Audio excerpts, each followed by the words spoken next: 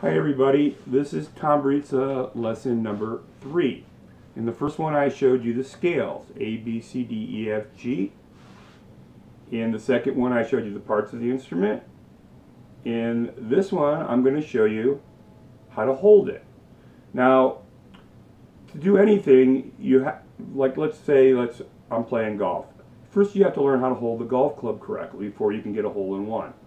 In baseball, you have to grab the bat correctly with your hands before you can get it hit. In bowling, you have to grab the bowling ball the correct way before you can roll a strike. In football, the quarterback has to learn how to grip the ball before he can throw it. In basketball, they have to grab the basketball the right way before they can get a basket. Well, you get the idea. In Tamburitza, you have to hold the instrument the correct way before you can play the music. Alright, so naturally my body automatically grabbed it the way I'm supposed to do it, but I'll explain what I'm doing in a second. First of all, the instrument is going to be parallel to your body, facing out. So you're looking at your audience, your instrument is looking at your audience. And why? Why? Well, because there's sound holes. I'm using a preem for an example. I'll grab all the instruments and show you on each one of them. But the sound comes out of these holes, and you want the sound to go out. So you wouldn't hold it this way because the sound's going to go up in the air. You wouldn't hold it this way because the sound is going to go down to the ground. Naturally, you couldn't even play the instrument this way because there's no way to hit the strings. But I've seen people try to do this and play, and that's not the right way. So there's a lot of wrong ways, but there's only one right way. So let's learn the right way. Because before you can do any of these sports or play tamburitza, this is called a fundamental. Fundamentals means you have to do this first before you can do anything else. It's fundamental to do anything else. So we have to show you the instrument before I can give you any other lessons on the tamburitza. Alright, naturally it's easier to hold a preem because it's the smallest instrument. I don't have a strap on this. And you may be able to play a preem without a strap, but it's easier to have a strap because it's light. It's the lightest of the instruments. All the other ones are heavier, and you absolutely need a strap. Okay, so let's just look at how this is ending up here. All right. Remember in the first or the second lesson I told you about the tailpiece. Well, if you look on the preem, which is a smaller instrument, and everybody's hands and arms are different sizes. Mine's kind of big. My forearm rests right around the tailpiece, and I want my wrist to come out over the scratch board. Not over the frets, not by the bridge, because that's where the sound is tinnier, and you don't get a full sound up here. So, just position it right, and look. It's parallel to my body, parallel to my body. Where's the instrument? About 90 degrees to my body. 90 degrees. So 90 degrees. Parallel. Wrist ends up so that I can hit the strings like this. Now look, I'm not moving my arm. Tailpiece. When you play, it's all wrist movement. Think about golf. Most of your power is coming from your wrist. Baseball, the power is coming from your wrist. Basketball, power is coming from your wrist. Bowling, believe it or not, the power is coming from your wrist. So the wrist in music is doing all the work. Yes, your arm might move a little, but look, is mine? No. Because this is the motion you're going to need to play the instrument. So this is my right hand, which hits the strings. Now what's my left hand doing? Alright. I'm not grabbing this, not at all. Look, there's no tension in my hands whatsoever. There's no tensions in my wrist. And by the way, look at how I'm holding my wrist. See the grip? I'm not tightening, I'm not clenching it. It's loose. And it's just so your wrist can move freely. So I know that when you start anything for the first time you're nervous and you're going to be tense. Just like when you first rode your first bicycle. You probably had somebody help you push it, and you were steering like this, and you were worried about falling. Well, the first time you grab this instrument, I know you're probably going to be, oh, mine, I fall on my hands. I don't know, is it going to slip? Well, I get it. That's what happens to everybody when they start. They're going to be a little tense. But you want to get to the point, like after you ride a bicycle for a week, you're riding with one hand, and then eventually no hands, and it's like, oh my God, it's so easy. Well, same thing as this. The first time you do it, I get it. You're going to be tense and nervous. But you need to relax. This is all, you cannot play music, you can't swing a bat, you can't hit a golf ball without being relaxed. Because look at my hand, it's relaxed. Alright, so, what's my left hand doing? Well, look at it. So, I'm just sliding, because you need to slide up and down your instrument with your hand to play notes. So there's no grip, it's resting. What's my thumb doing? Not much. It's just guiding. It's just guiding. It's keeping my bottom of my hand over the instrument. So it's just gliding. Everything's a glide here. There's no grip. Never grip. It's just resting. So you can just slide up and down. So my wrist is about where the tailpiece is, maybe a little bit. My wrist is different than yours, and you want your hand to end up right around here in a light fist. I'll show you how to grab the pick later, but I need you to see how to hold the instrument. So, and by the way, the pick, if you look at my pick, I'm about at a 75 degrees. I'm not down like this. No, that's wrong. You're this way. See? No, yes. No, yes. Because it's easier for your body to move up and down like this. It's a natural movement, not out or down or all the rest of this stuff. That's harder on all your joints. This is a real easy movement for your body. All you're doing is this. Okay? And I slide up and down, and I hold it, and I'm standing now. I could be sitting, and then I can just move my fingers, and if I need to move my position, I slide my wrist down with it. This is a smaller instrument, so people with smaller hands might want to play this instrument, but because you could span, at least my hand could span most of the instrument. So it's probably easier to play with for younger kids and people with smaller hands. But anybody can play it.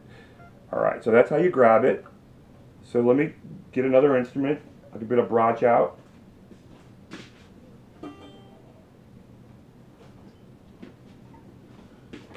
Alright, here we go. Same deal. Parallel your body, 90 degrees. 90 degrees this way, right? Here's my head, 90 degrees. Sound hole out. I have no strap on this instrument. It's a little heavier. In the long run, you're not going to want to be holding this if you're playing for a long period of time. If I stand, you can see what I'm doing. Now let's see where my hand ends up. My hand's over the sound hole, where it should be. My forearm's on the tailpiece.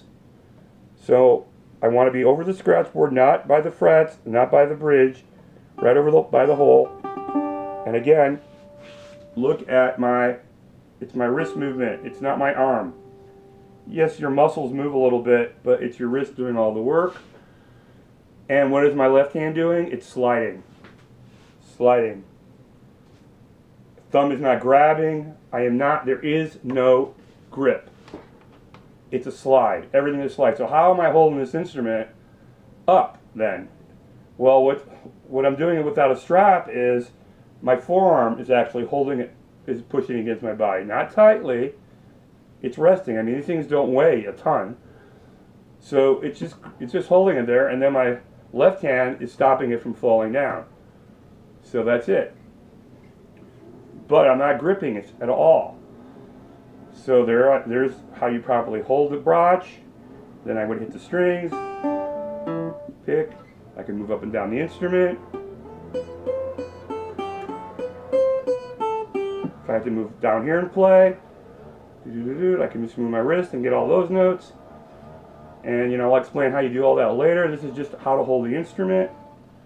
So that's a brach. If I'm sitting down, same way. It's around chest high. And look at my forearm. It's parallel to the instrument, just about, right? Parallel to the neck. It's not going down. It's not coming up. It's parallel. Okay? Everything is parallel here. 90 degrees. There's your neck. So you can see the L flat against my body. And however, you know, wherever your forearm has to be so that your wrist comes out over the hole, that's how you do it. And again, look, even if I release this hand, I can press a little tighter with my forearm and hold the instrument up, but you know, that's dangerous. That's why you need a strap, especially when you're learning. And no tension. There is no tension at all in my left hand. There's no tension here. The push to hold this up is very light. I know you're going to be nervous when you start, but okay, let's do another instrument. Let's get the Bugatti out. Oh, by the way, that was a brooch. Well, heck, let me do the cello, because I always short shot the cello. This is the third instrument. This is bigger than the brooch. And look, it has a strap. Yes, because it's my instrument. Now I put the strap on, and voila, I can release my hands. And what's the instrument? It's parallel to my body, 90 degrees. Neck going that way. Where does my hand end up? Well, this is a bigger instrument. It's thicker, much, much thicker than the other instruments. So your hand is going to come in at a little bit of an angle, and it's not going to actually hit the tailpiece. Plus I have a strap on, so it's bringing it up a little bit. But you want to play somewhere right in the middle of the scratch board by the sound holes. Again, here, my left hand, I don't even need to hold it. I can release. That's the benefits of a strap. And then, again, when you're playing it, the thumb isn't doing anything at all when you have a strap. All you need to do is have your fingers. The thumb is just going along for the ride. Okay? No tension whatsoever. So maybe you should start out with the strap, because then you won't worry about dropping your instrument. So that's why I highly recommend the strap. Then it's much easier to get used to strumming your wrist and moving your hand. Look, because I don't have to worry about it sliding. So this is the cello. That's out of tune. Been in my case for years. All right, and this plays runs and things. And I'll bring out the Bugatti. Bugatti plays the chords. Again, this is mine, so I have a strap, an old strap. This one I've got set a little looser. But again, the instrument is 90 degrees. It's flat on my body. Pointing, there's the L. Where's this going to end up? Again, this is a thick instrument, so you can't get down there and play it. So your arm forearm comes down almost like at a 45-degree angle. But where does the wrist end up? On the scratch board between the sound holes, not by the frets and not by the bridge, because this is where you want your sound to come. I'm going to move back a little bit. Again, what's my left hand doing? The thumb is just guiding, and then I'm playing chord.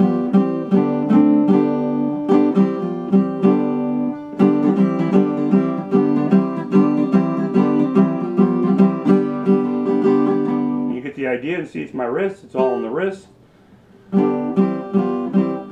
No tension, no tension. Slide, glide, slide, glide. Look at my wrist. Again, it's not tight, it's just cupped, so my wrist can't move the way it wants to. Alright, I always short shot the bass in these videos, so not today. Today the bass gets to see how to hold their instrument. Alright, here we have a bass.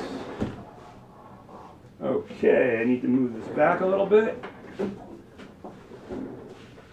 Way back. Alright. Again, you want the sound going that way.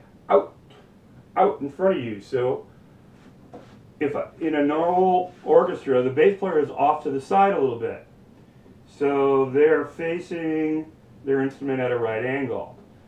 Their hands, what's the thumb doing? Nothing but holding, gliding. And so your hand can move up and down, just like if the instrument on the other ones were sideways. This one's standing straight up. What's your right hand doing? It's going to be played down here towards the end of your soundboard here. And this is an unfretted bass. There's fretted ones. Fretted ones you pick. This is called a slap bass because you're slapping with your fingers. No pick. Use 2 fingers. And then you're playing just like you do.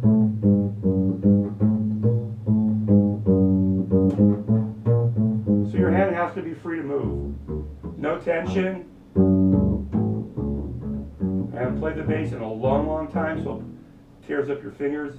The strings are much bigger. But you get the idea. And so you just move up and down. If it was fretted, there'd be fret lines around here. This one's unfretted. Like violins aren't fretted. Violas in a symphony aren't fretted. It just makes it harder to learn on because you have to, actually this person already marked up where the fret should be. You can see it's taped. That's okay.